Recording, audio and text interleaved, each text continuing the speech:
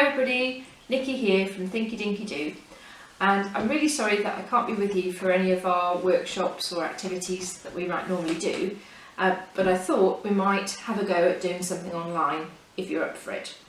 So it's getting near Easter and I thought maybe we should do an Easter egg competition, just for fun. So what you'll need if you'd like to join in is an egg, boiled or blown, or maybe a papier-mâché one, or a polystyrene or plastic egg, some kind of craft egg that you can stick things to. If you don't have that, or you don't want to use an egg, you could use a potato if you'd like to.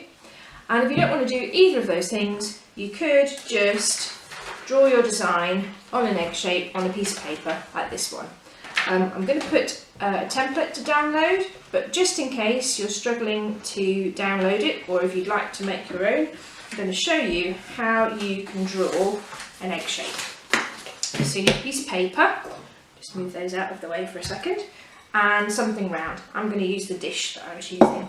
Pop it down like that. Now you can use a pencil, but I'm going to use a black pen so you can see what I'm doing. You need to draw around your round object, which can be any size you choose really, like that. And then you need to work out whereabouts halfway is. So I think my halfway point is probably about here. Doesn't have to be exact. And then you need to draw a line up away from your circle, probably about half as much again. But again, doesn't have to be exact, so I'm going to draw mine to about there. And then what you want to do is draw a curving line from the middle of your circle round to the top of that line there. I like to turn my page so that my hand has got room to move.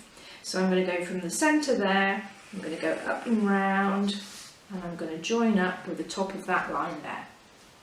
And then I like to turn my page around the other way so I can move my hand easily again, and then you're going to do the same thing from the centre of the circle round to join up to the top of that line that you've got there.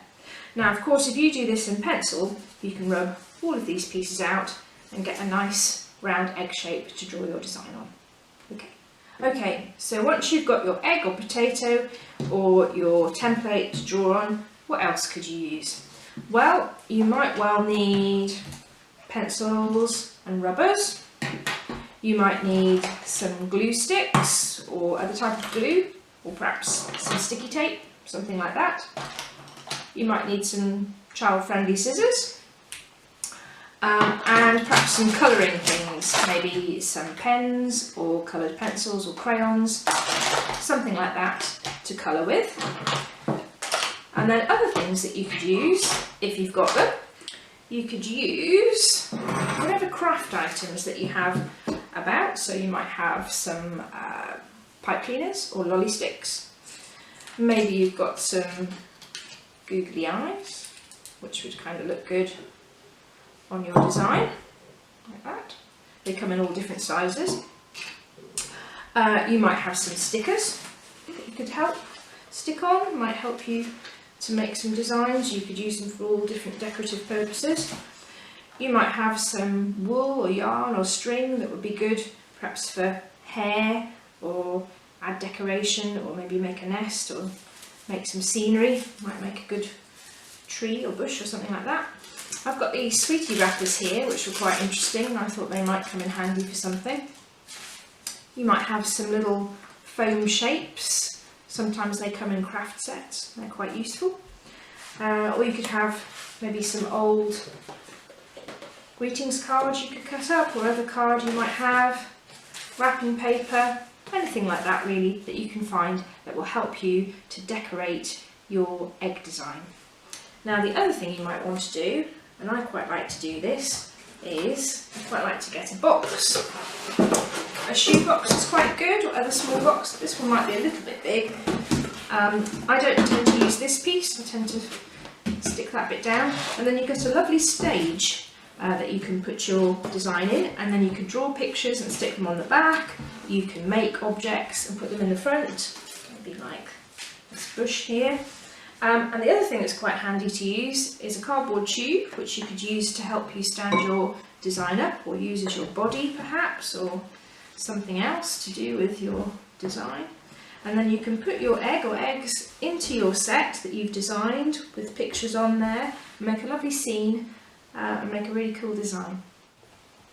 Right, so for a theme for this competition, I thought it'd be lovely if you told me a bit about a favourite book that you have.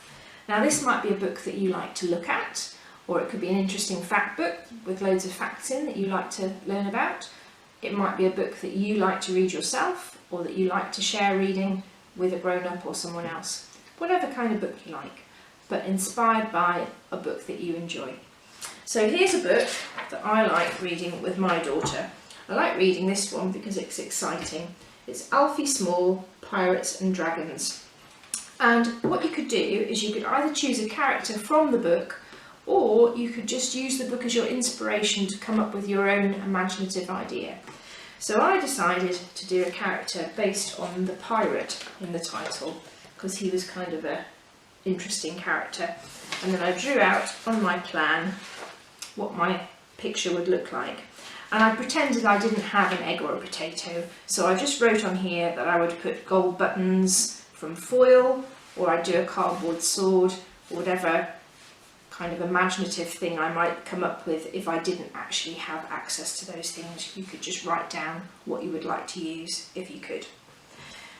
So when you come to enter the competition, what I would like to see is if you could upload to our page a picture of your design or your model that you've created.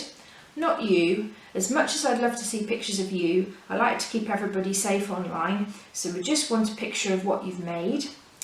If you could also put a picture of the book that's inspired you, or write and tell me which book it was, so that I know which book inspired you, and everybody else might feel like looking at that book too. And if you could give me your first name only, not your surname, nothing to do with where you live, just your first name and your age, that would be excellent. And upload it onto the Thinky Dinky Do page so that we can see the fabulous entries. And the closing date for the competition will be Wednesday the 8th of April, and I'll announce the winners on the 10th of April. Now I'm not sure what we can do about prizes, given that we're all stuck indoors, but it's kind of just for fun, and then if we all get back together at another stage, perhaps we can do something about the prizes then, when we figure it all out. But if you'd like to join in just for fun and make a lovely Easter model, please do. I'd love to see all your creations, and I look forward to seeing you soon. Okay, thanks, bye!